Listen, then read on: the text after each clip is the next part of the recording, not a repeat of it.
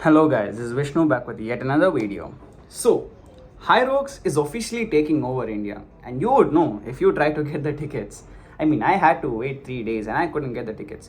I had to wait for them to add an extra date for me to be able to buy a ticket. Also, I was at my exam hall, so I had to entrust this with my friend because I couldn't be there actively to book the ticket for myself.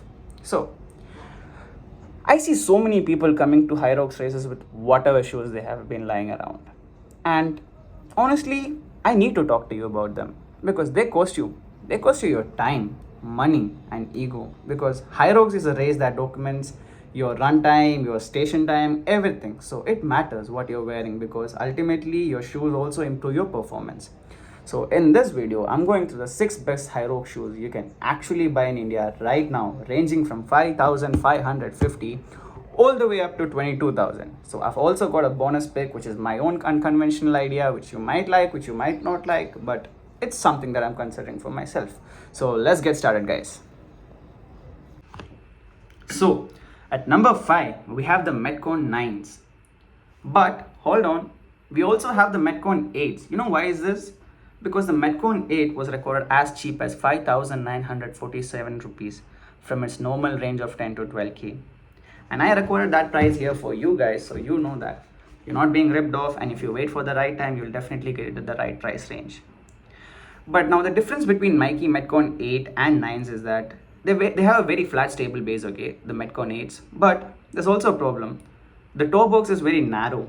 So you might feel a bit congested or stuffy in there. However, the cushioning is great. It has an impressive grip. It is durable. It is affordable.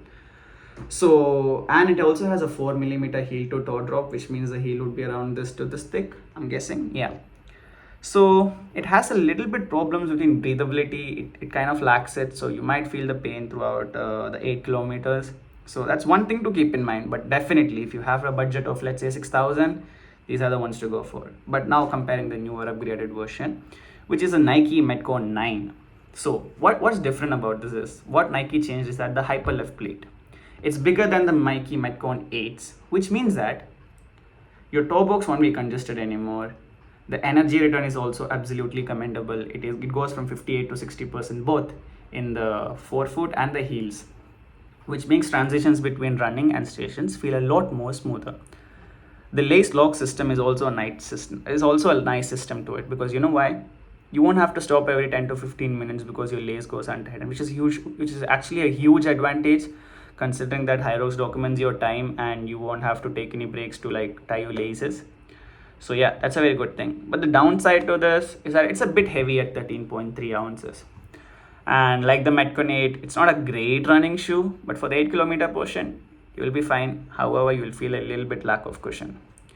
It's best for beginners to intermediates. It can be used as a daily training shoes, even if you were to use it for preliminary levels before you actually go into your Hyrox race. So that's one thing to keep in mind, guys. So yeah, at number 5, we have the Nike Metcon 9s. Hello. Now at number 4, we have the Asics Nusa Tri 16. You might ask why, because this is not a Hyrox shoe. This is a triathlon shoe, running shoe. But it has been adopted by the Hyrox community as a Hyrox shoe. You know why? There's good reason to that. It weighs around 195 grams. That's the lightest shoe throughout the entire list. I'm sorry guys, my phone's a little laggy. So you put it on and you genuinely feel the difference. The FF Blast Plus midsole also gives you really energetic runs, punchy toe off. It's the kind of shoes that make your legs run faster. It does not actually make you run faster, but you feel the difference, if you get what I'm saying. The Asics group also holds really well on outdoor surfaces, better than expected from a triathlon shoe. The catch, it's very fitty, so if you have a leg, it catches on like a glove. If you have wide feet, this is probably not your go-to, and it's really not well suited for the heavy station works, but you can make it work. But for the price on sale, which is around 8,000 rupees to 6,000 rupees depending on your luck and timings, it's a no-brainer. Absolutely go for it. I'm sorry guys if I keep looking down at my book. It's just that I want to confirm the prices with you before I speak it out for you. And I actually compared the prices, because from the regular price of 12,000, and if you're getting it at 6,000, which is technically a 50% off, it's a no-brainer. Please go for it. It's basically made for lighter runners who prioritize the run segments more than the heavy station workouts. Number 3, we have the Reebok Nano X5. The Nano has officially been called the fittest shoe of the year for years, and the X5 is the best version yet.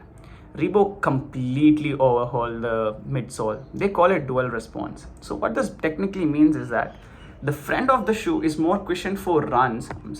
The front of the shoe is more cushioned for runs and jumps, while the back is firmer for stability during strength work. It's basically two shoes in one.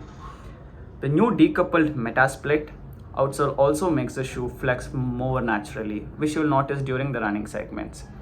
It's also incredibly comfortable from the first wear. There's no lock-in period where you have to eventually run a few and then you will feel comfortable in the shoes. There's nothing like that.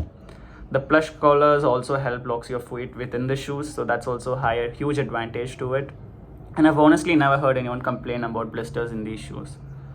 But the honest cons of these shoes, it's a bit on the heavier side compared to the other running shoes, but it gets your work done.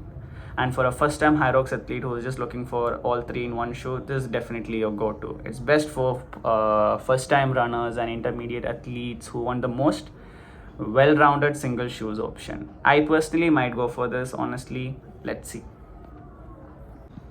So at number 2, we have the Puma Deviate Nitro Elite 3 Hyrox. So this is a carbon plate racing shoe, full length PWR plate, carbon fiber, nitro foam, Elite midsole, Puma grip rubber outsole. It weighs 209 grams. For context, that's lighter than most. That's lighter than most water bottles, you know. So when you put the shoe on and start running, you feel the carbon plate at play. Every side has this snappy, propulsive energy return that genuinely makes runs feel easier and comfortable. The grip is also really impressive. Puma grip was designed for multi-surface traction, and it shows during the station workouts. The ultra wave upper is also very impressive quality of these shoes because it eventually gradually fits or molds into the shape of your feet, which helps you throughout the runs and even works for people with slightly wider feet. The main thing to know, this is primarily a running shoe that does Hyrox well. It's not Hyrox specific.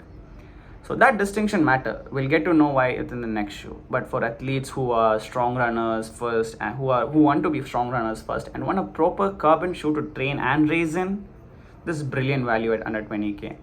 The real price is around 99,999, but if you're lucky enough, you can get it at 17 to 18k on sale. It has been recorded these prices. I also recorded at 15,000 once, but it's no more. I couldn't get it either. I'm sorry. So yeah, this is one of our top 2 running shoes for Hyrox. Now let's get into number 1. And here it is. Number 1, we have the Puma Deviate Nitro Elite 4 Hyrox versions. This is literally the first shoe ever engineered specifically for Hyrox. Not adapted for it, not compatible with it. Built from the ground up for it. Puma took the fastest racing shoe versions they had, which are the Deviate Elite 4 lineups, and made specific changes for Hyrox. They added a thicker, more durable outsole with wider geometry, so you can push and pull sleds with actual confidence. The Nitro Foam Elite midsole is slightly firmer than the standard Elite 4, which gives you a stable base for dynamic movements while running or at the substations. It weighs just 194 grams, which is roughly 1 gram lesser than an Asics Noosa Tri 16s.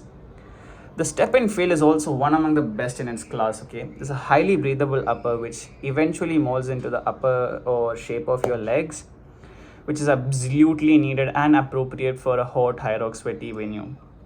And one honest note, a couple of reviewers mentioned some heel slipping during sled pushes. The fix is simple. You just have to use a heel lock-in lacing setup. That's it, done. And if you're serious about Hyrox, you should actually consider investing in these shoes. Now they go around 22,000 rupees, but on sale you can get it for 19 to 20,000 rupees. Yeah, that's it guys.